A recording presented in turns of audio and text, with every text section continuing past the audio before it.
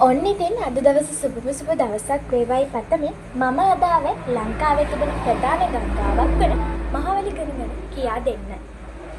මහවැලි ගඟ ශ්‍රී ලංකාවේ ඇති සියලුම ගංගා අතරින් ප්‍රධාන ස්ථානය හිමිවන්නේ මහවැලි ගංගාවට. රත්නපුර දිස්ත්‍රික්කයේ සම්මල කඳුවැටියෙන් ආරම්භ වන මහවැලි ගඟේ දිග කිලෝමීටර් 340ක් පමණ වේ. මෙම ගංගාවේ මුහුදු කරා වාර්ෂිකව ඇදී යන ජල ස්කන්ධය අක්කරාඩි 64 ලක්ෂයක් පමණ වන බවට ගණන් බලා ඇත. මහා කනදරා නදිය නමින් පැරණි පොතපතේ සඳහන් වන්නේ මහවැලි ගංගාවයි. මෙම ගංගාව මුල්කොට ගනිමින් බොහෝ අතු ගංගා සෑදී තිබේ.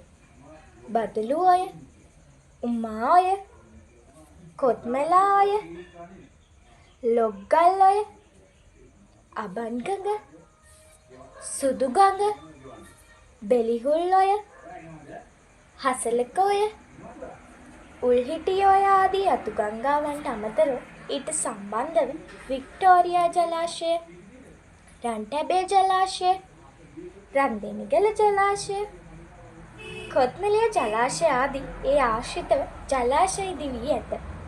මහවැලි සංවර්ධන ව්‍යාපාරයේ යටතේද මහවැලි ගංගාවේ ජලය ප්‍රයෝජනයට ගනු ලැබේ. තවද පරාක්‍රම සමුද්‍රය, සොරබුර වැව ආදී වැව් කිහිපයකටම ඇල මාර්ග ඔස්සේ මහවැලි ගඟේ ජලය සපයා දෙනු ලැබේ. මෙසේ හාස්කම් දැසකට උරුමකම් ඇති මහවැලි ගංගාව මුහුදු කරා ගලා යන්නේ අතු ගංගා තුනකට බෙදෙමිනි.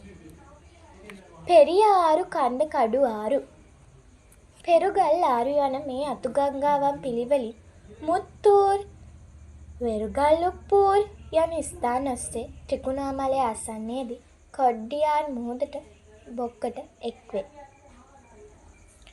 ඔන්න විදිහට තමයි මහවැලි ගඟ ගැන අද මම කතා කරේ. තවත් දැනුම ගොඩක් ඔයාලත් එක්ක බෙදාගෙන එන්න.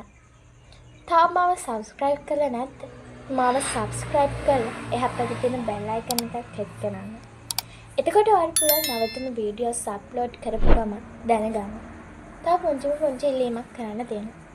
ඒ තමයි පහළ තියෙන කමෙන්ට් බොක්ස් එකෙන් කමෙන්ට් එකක් දාගෙන ලයික් එකකුත් දාගෙන යන්න. එහෙනම් අදට මම ගිහිල්ලා එන්න.